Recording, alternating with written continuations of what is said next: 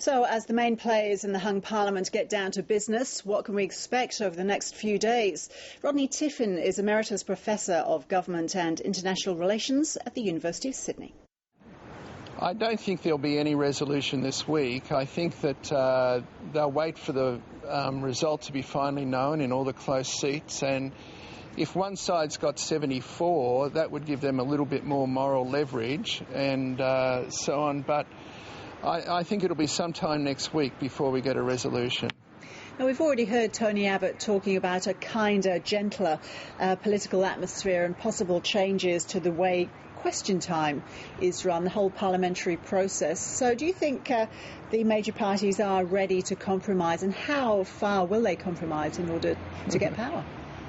Well, it would be lovely to see a kinder, gentler Tony Abbott and a kinder, gentler Labor Party. I don't think it's going to last very long. I think it might last till the second sitting day of Parliament, really. But I do think there's scope for real reform of parliamentary processes and making the executive government more accountable to Parliament. And if the independents and minor parties achieve one thing, that would be their most lasting contribution, I think, if they can make the House of Representatives a stronger institution. Might the major parties offer the independents ministries within the government in order to lock them in? It's possible, but I think it's unlikely. I mean, that has happened at state level sometimes, but I can't see it happening with these three independents or with either of the major parties here at federal level.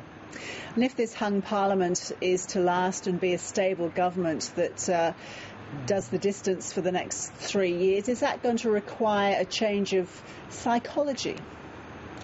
Yes, I think that's going to be the biggest change in a way, a change of psychology, a willingness of governments to negotiate over legislation and so forth.